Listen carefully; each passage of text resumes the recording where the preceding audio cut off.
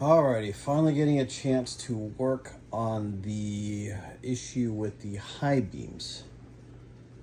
To recap, what has gone on here is I have bought new by Xenon, the actual internals, not the actual bulb, but the internals, and took all of this apart, everything apart, took it all apart, and replace the internals of the bi-xenon, which includes the shutter for the high-low beam, which on this is this inside here, this solenoid here, which is controlled by this. Now normally there are 3 wires attached. Now when I first did this, I just put it right back together again, and that was a long time ago and it didn't work. Then according to this Retrofit Labs company that sells this, I'm supposed to go with just 2 wires. So now when I put the 2 wires in and I go to high beam, it flickers the high beam for just a second, just click, click, even though I'm holding the high beam switch to on. So what I'm gonna do is, you see here, it's set up with the green wire disconnected, nothing here on the first one, red on the second, and black on the third. Now if we look at it from the other angle, you can see black and red, then blank. And you can see the little tab on the right hand side to orient yourself. Black, red, blank, and then the tab here. So now I'm going to verify it's on the same over here, which this is still kind of all taken apart.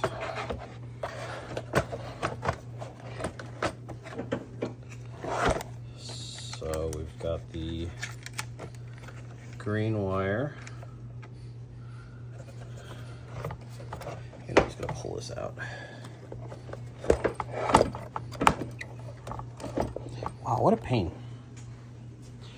All right.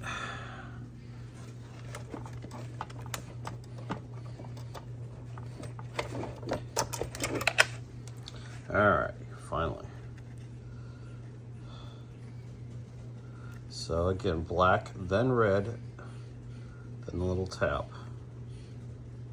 Tab here, red in the middle, black on the side. Tab here, red and black. Tab here, red and black. Red's in the middle here. Red's in the middle here.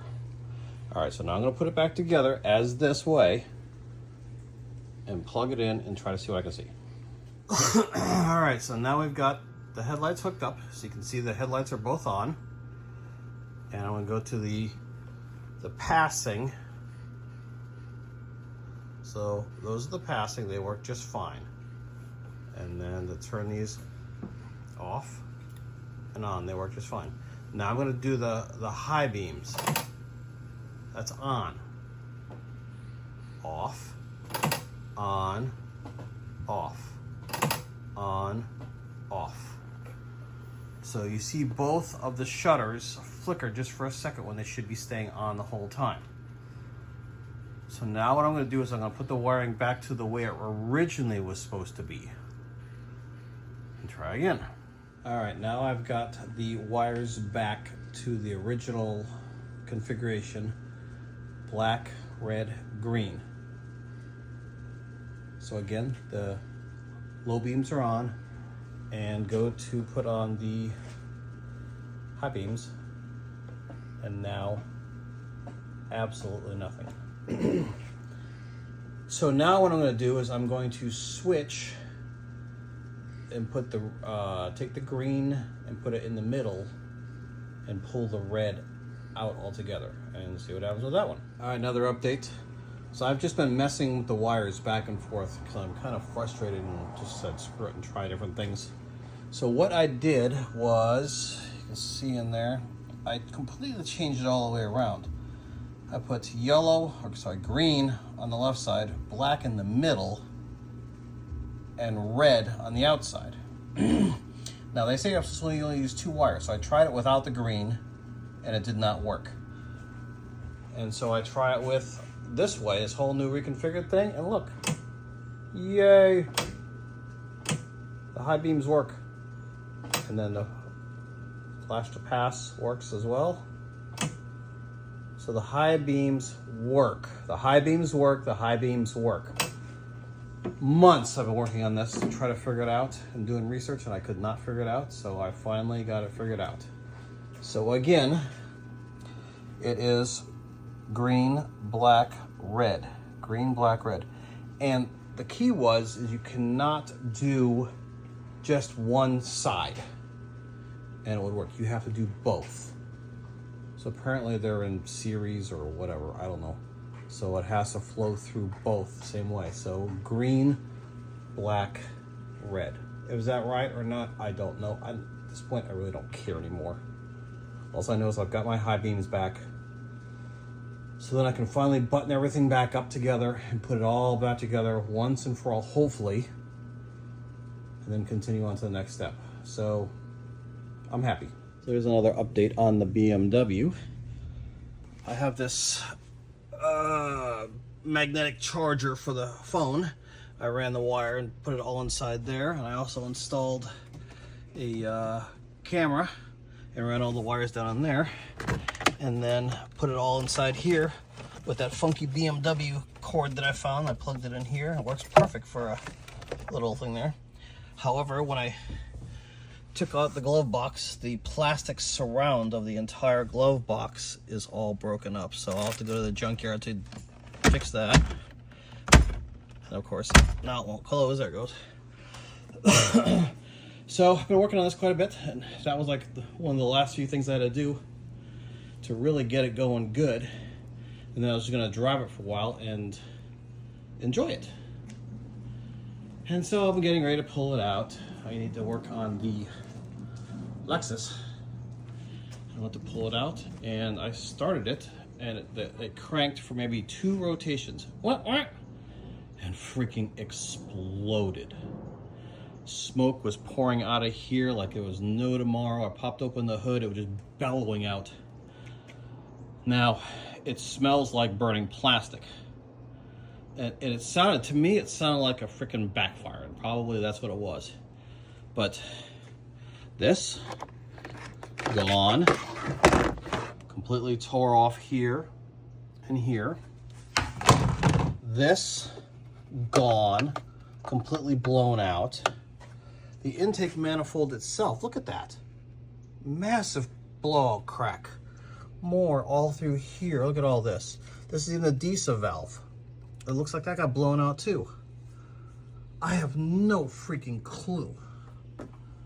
And again, the smoke pouring on this thing was massive, but it was a burning plastic smoke, not a like fuel exhaust smoke. And it was big, and it was boom, and it was all this stuff. What happened? I don't know. The car was running just fine. I came in, I brought it in, I put a brand new, can't see it, water pump and thermostat. And then one of the water lines started leaking down there. That was a problem, so I had to fix that. Just every time I turn around, I fix one thing and 2 things break. Welcome to the land of BMW. So, obviously if I try to start it, it's not gonna start because the amount of vacuum leak is just massive. So, yeah, I get to take this all apart again. Oh, and by the way, completely unused, brand new brake booster. That was fun to do. So all this work, I finally fixed the headlights. It's got the high beams working. I spent all the time rewrapping all the wire looms, except of course the grounds, on both headlights. So those are all rewrapped. I rewrapped some of the wiring looms for the sensors in here. All this work to have that happen. I've never, oh well. So, now I'm gonna have to tear it all apart again and do a junkyard run and go find a new intake. And I'm just gonna go with the standard stock intake. I'm not gonna do the M50 for the M54 engine. I'm not gonna do that stuff. So yay, fun times ahead. All right, so I possibly have my first clue, not sure, but as I was taking things apart, the DISA valve connector was off. Now I know for a fact I put it on because I had a hard time putting it on. Now did it blow off during the backfire? I don't know. But then when I took now you can see where the mounting for the DISA valve goes. It's just completely blown out. But the DISA valve itself is also destroyed. All the parts, the cage that surrounds this flapper valve is completely destroyed. Now I did reach in and grab a few pieces. And you know, like right here, there's that whatever. But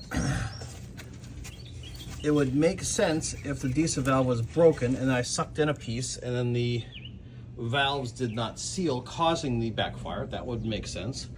Or the backfire caused the DISA valve to explode. That would make sense. But in either case, apart from a whole new intake, I need a new DISA valve as well. So far, what else do I need? I don't know. Time will tell. All right, I got everything apart now, and it is a freaking mess. So here's the DISA valve. Now, a lot of guys are gonna be like, "Oh, you didn't do the DISA valve upgrade, so it blew apart and it blew in your engine." Okay, fine, whatever.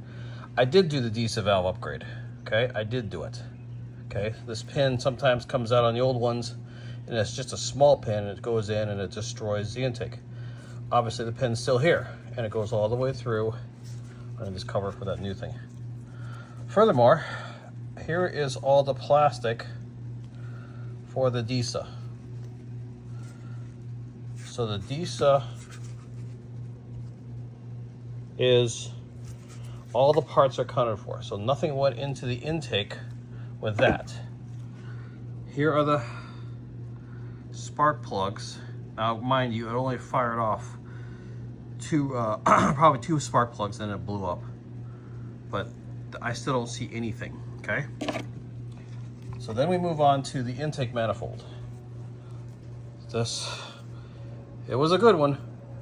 This entire piece blew off with this here, or whatever goes like this.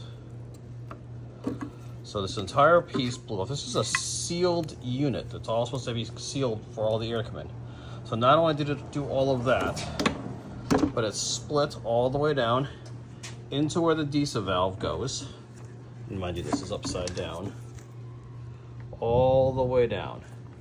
On top of that, where was the other stuff? Oh, here, on the intake manifolds, on the intake side, completely blown out. And then, of course, as we had shown before, this entire stuff was all blown out as well.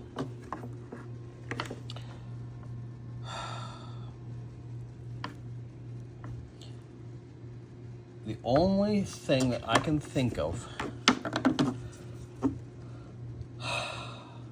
that could have done this, besides something physically getting in there and actually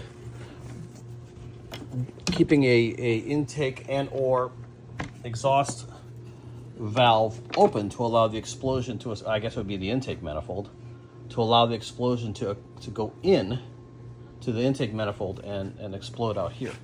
It had to be the intake valve that was stuck open.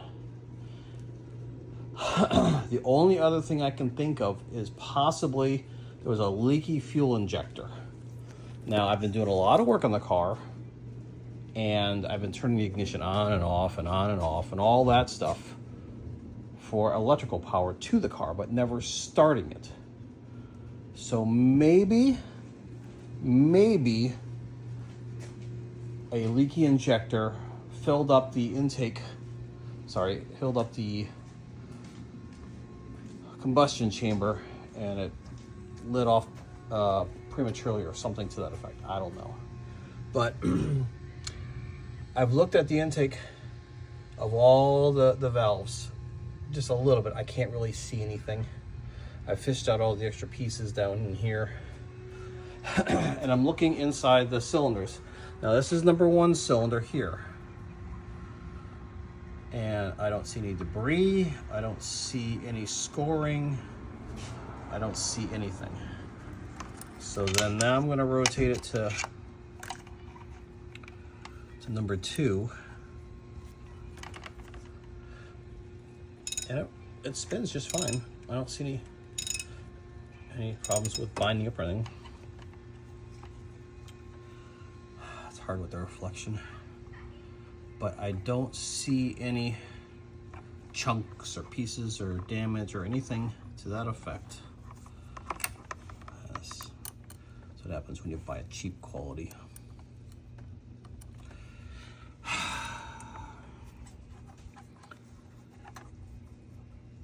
I don't see any, and honestly that piston looks very clean. So the number 3,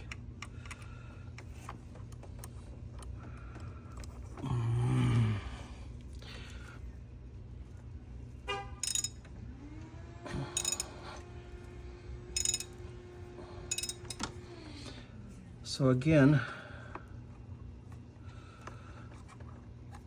I don't see any sign of damage, and this thing just will not rotate. There we go. I don't see any damage there. Now number 4.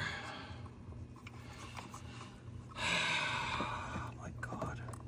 How hard is it to get it in the spark plug hole?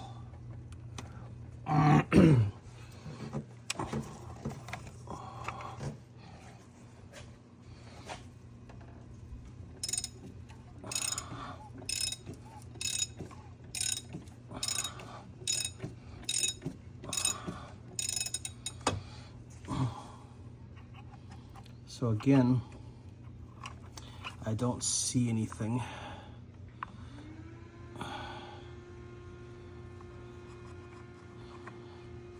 That looks clean to me. So now, number 5.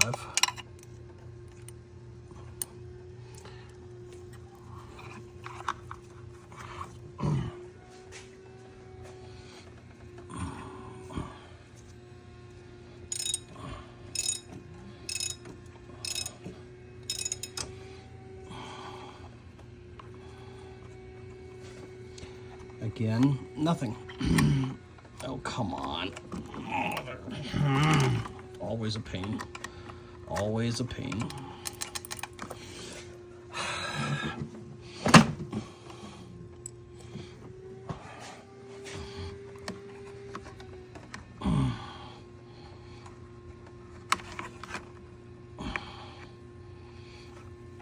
I don't see any signs of damage at all.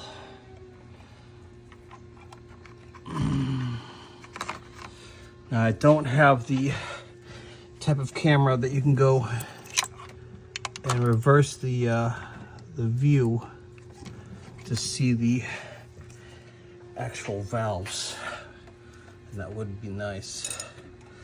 But as soon as I'm done with this last one, I can just take a look at those as well. So again, I don't see any damage.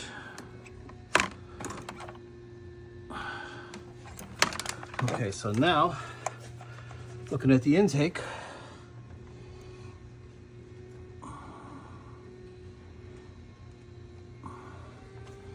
this is so difficult to do one-handed.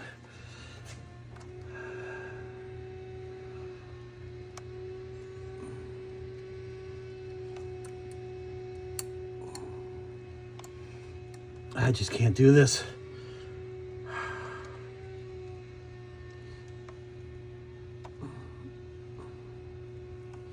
Wow, this is so difficult.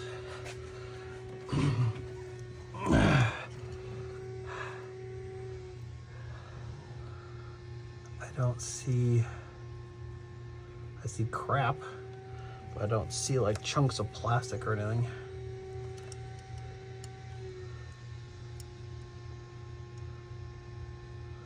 So that's a good shot right there of the valve. And number 5, the other number 5 intake. Going back to number 6. I love all the little sparklies, but I don't see any. Going number 4.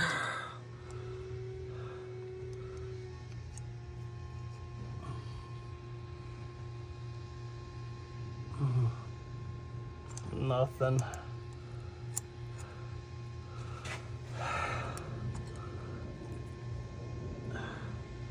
And of course, I'm trying to film this and stick it down there. I'm looking at the camera, looking at the recording camera, looking at all these at the same time. So I'm gonna have to review this footage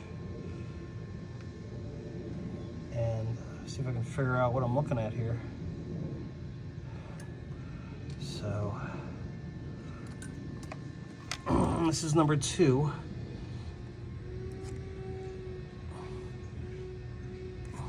And number 1.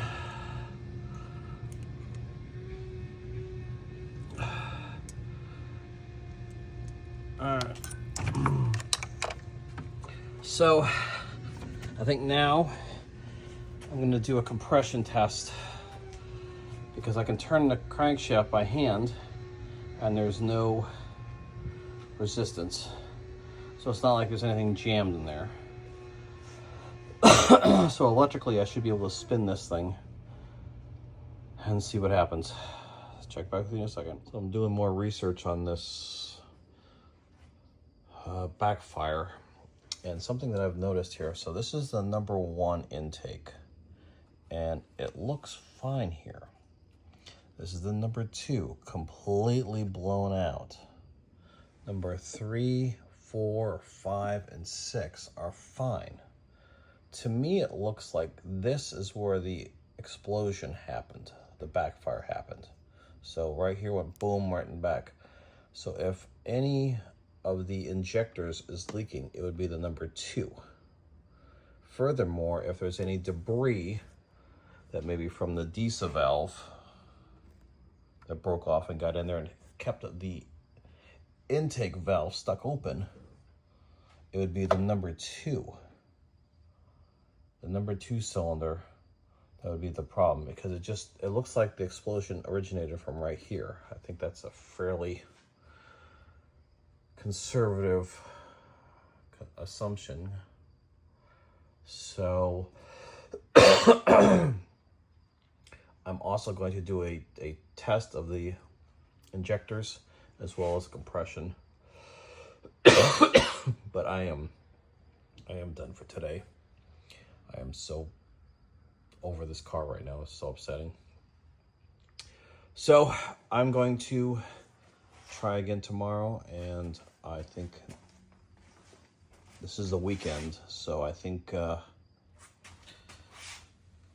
next week I'm going to try to get to a junkyard to find a new one of these. So frustrating. All right, it's been a couple days. A little update on the BMW with the backfire. So as we knew, it blew out the intake manifold and it took out a couple other things. So I have yet to check the compression on the engine, on the cylinders. I'm going to do that soon, but I'm not going to do it until I get at least the fuel system plugged. So what I got done today was, first of all, here's the recap of the old stuff, blown out and broken. Made it to the junkyard, and I got a new intake manifold. And there's a DISA valve there as well, as also a idle control valve. The intake valve, they wanted too much money for that at the junkyard, as well as the injectors.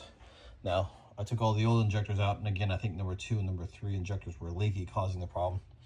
But I had already gone on to Amazon and bought 6 new injectors. Obviously, these are made in China, aftermarket, all that good stuff, but It's brand new. We'll see if they work. If not, I can always come back and rebuild those. Hopefully I don't have to go through this whole process all over again. But this was a pain because I took it out of a 2002 BMW, just like mine, 330 Ci. Same color interior, same color exterior, everything.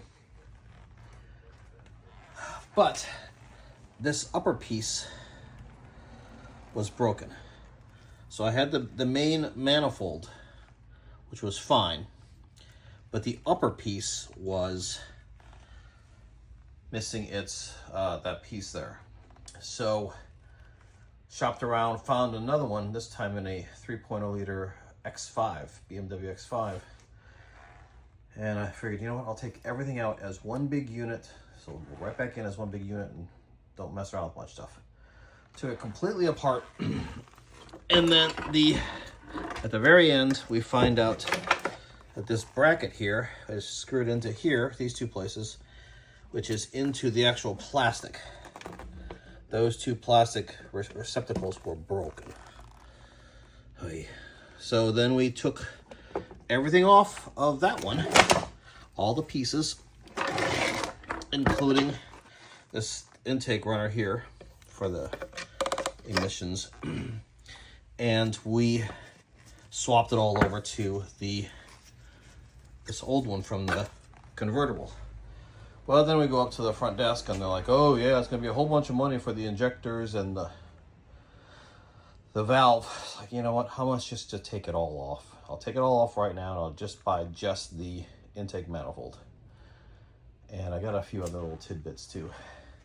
I got the cover that blew out. This is the cage for the radio. My cage is all broken up. They did not have a glove box cage. I was looking for that as well. In any case, everything was 66 bucks, so that's not bad. So $66. Gonna put it all back in and see what happens. So hopefully in the next video will be all of this, and that back into the car. All right, we have the new exhaust or intake manifold all completely put back together, rebuilt. And now it is time for us to say goodbye to the original intake manifold. Mr. Cracks.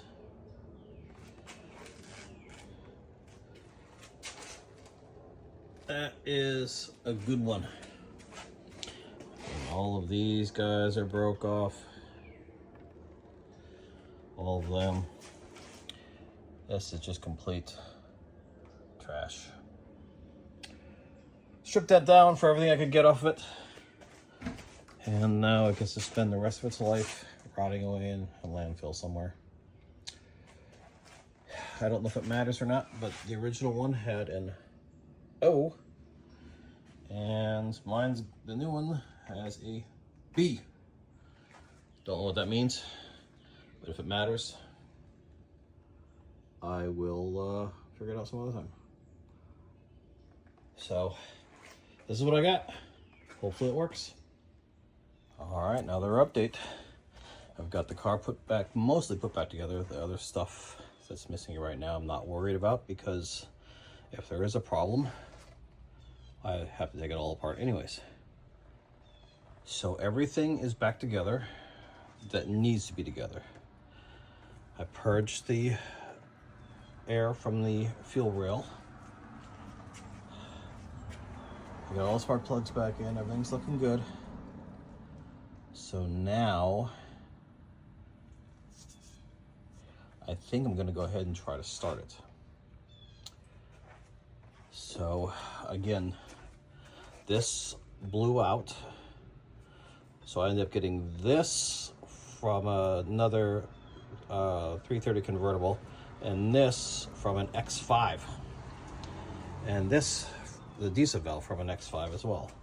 Now my original diesel valve, I had rebuilt with that upgrade.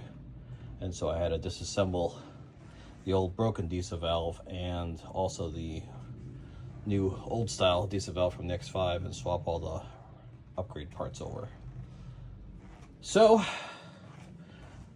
everything should be good. So with no further ado, let's see what this does.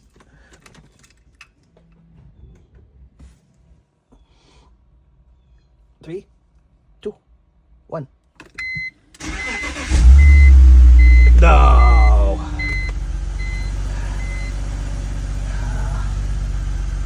Service engine soon. Okay, so I got a check engine light. That does not surprise me. I probably got something disconnected. That's probably wrong.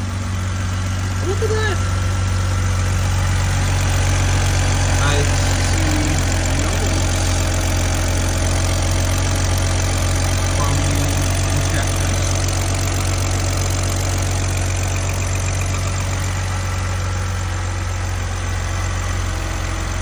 Nah, it can't be that easy. Something's got to go wrong. The BMW, come on. Holy crap. Wow. I'm happy. If Mr. BMW stays happy, I'm happy. Alright, so now, is there a squeaky? There might be a squeaky. Let me check that out.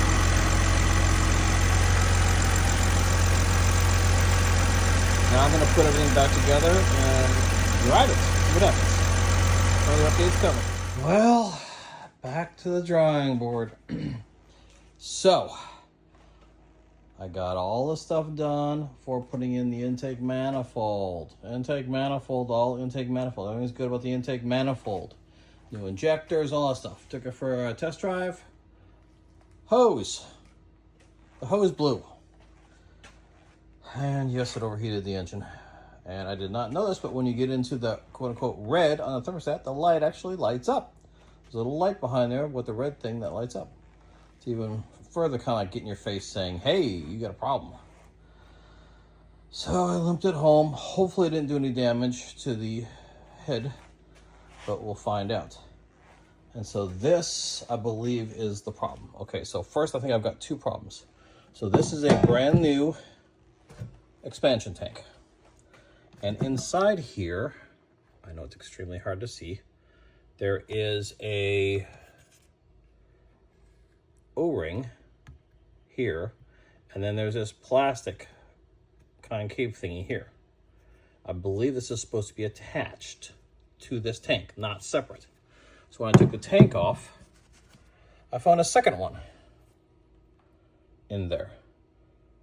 Now, maybe this is from the old tank when I replaced this about a year ago, and somehow it's still sealed, and now it's letting go. I don't know. But then we get to this, again, a brand new hose. And when I take it apart, the exact same idea. This ring comes out. And then the O-ring. I believe that's supposed to be one piece. Going over to the other side, that is one piece. I understand it's very hard to see in there. But this is plastic. And then there's the O-ring underneath that. So it's like a raised piece of raised plastic from the pipe. Then the O-ring goes in there, and it's got a gap for that O-ring. And this other pipe, this other piece of plastic, this ring, sandwiches it in there, and it's supposed to be tight. It's supposed to be actually sealed together, I think. I don't know, but whatever. So this pipe, brand new pipe, the other side has it. And then this pipe, again, brand new pipe, that side has it. I haven't checked any other pipes. I really don't care. I think it's, well, I wonder. This is the top pipe. Yeah, same thing. It's got this plastic here, and it's got the O-ring in there. All one piece. And it's got the plastic, and it's got the O-ring. So I believe that is the way it's supposed to be. So I hope I ordered the right hose from Amazon. I don't know which hose this is called. I don't know what. I'm trying to measure it. And so I would say, so that's about 11 inches to the bend, and then roughly another 10 inches. So if I were to straighten this out, I would probably say 21 inches. So I ordered it. It'll be here tomorrow. Hopefully it's the right one. Otherwise it goes right back and I keep searching for the other ones. More updates to come. All right, another update. I got the new hose, put that all in, filled it up with water, drove it on the block. It overheated again, brought it back, and it was still low on water. I did the proper bleeding procedure with the heat on full and the fan on and all that stuff, and it did take more water. So after I set it up the first time, there was a knocking noise. Now, the only thing I've done is change the injectors. Of course, it's a brand new intake manifold and maybe something that's sealing, but that would be a vacuum leak. And so there's no vacuum leak sounds, nor is it running rough. It's very smooth, idles very nice, and also it accelerates very nice.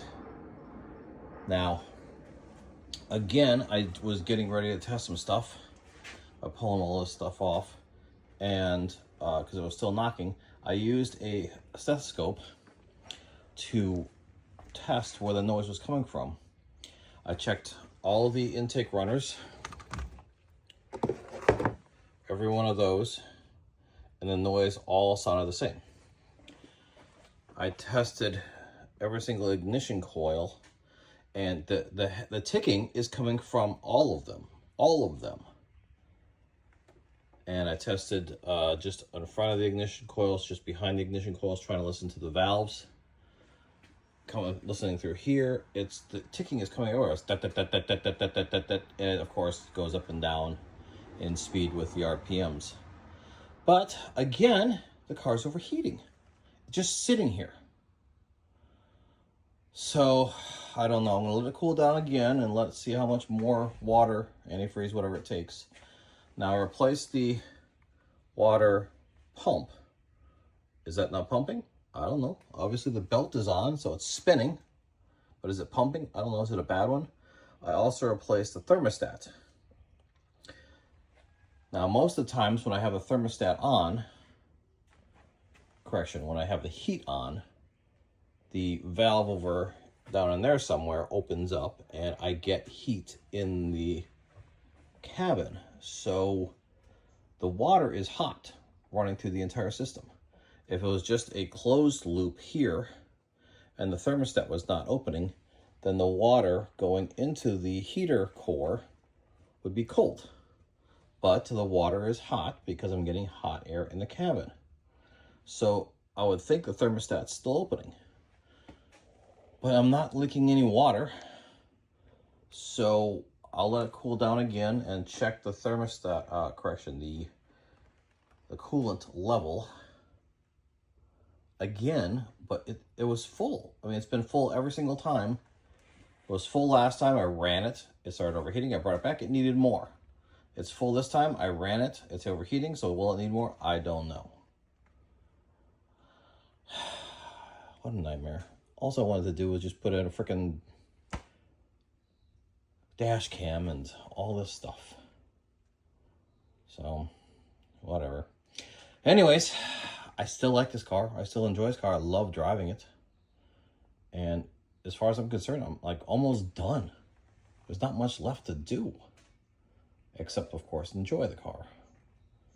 And so here I sit again. So, I'll make another video here shortly, but this is where I'm at right now. So I'll let it cool down, and I will check the coolant level one more time. And hopefully it's that. And then put it back together. But now I got to figure out where this knocking noise is coming from. Which reminds me, I'm going to actually check the oil level as soon as I'm done with this. Actually, you know what? I'll just do it now. If I got milkshake, I'm screwed.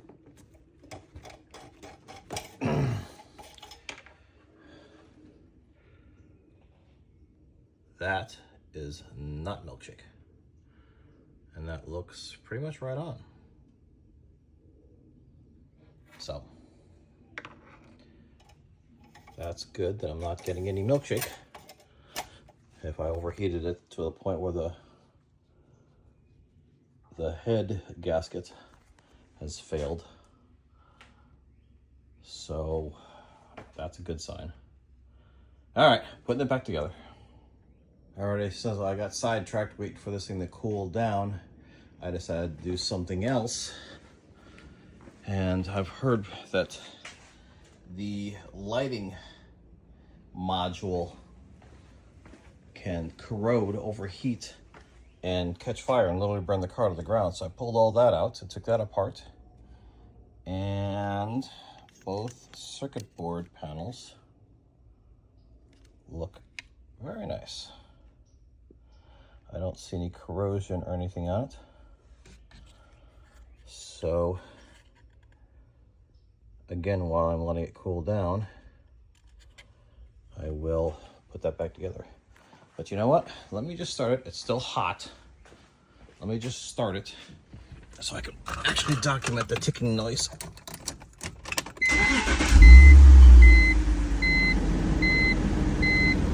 Wow, that's twice now where the ticking noise just goes away.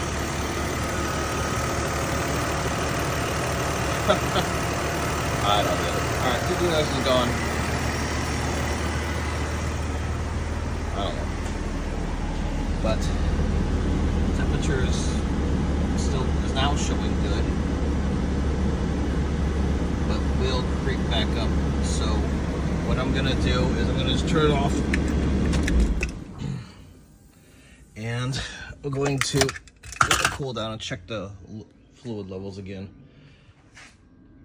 So I still have a cooling problem, but the ticking, if the ticking that went away right now, I started the car, warmed it up, I turned it off, I started back up, it was ticking for 3 times. If it's not ticking anymore, then it's definitely not a permanent problem. So that makes me a little bit happier. So I'll put this back together again, let it cool down, and check the fluid, and get back with you soon. All right, another update on the BMW. I have everything all taken care of. All of the issues that I've seen so far with regards to the cooling and the leaking pipes and all that other crap. I've got it all done. It's all back together. The intake manifolds all taken care of. As far as I'm concerned, this car is 100% ready to roll. The only issue is that because I was having leaky coolant issues, I was using regular distilled water instead of the actual coolant. So I believe everything's done. All I gotta do now is just drain out the water and put the coolant back in. So hopefully that'll be done in the next couple of days, but otherwise she's back up and running, and start looking forward towards the next projects, whatever that may be, who knows. But this kind of ends the whole intake manifold explosion / water pump coolant debacle. So on to more fun stuff.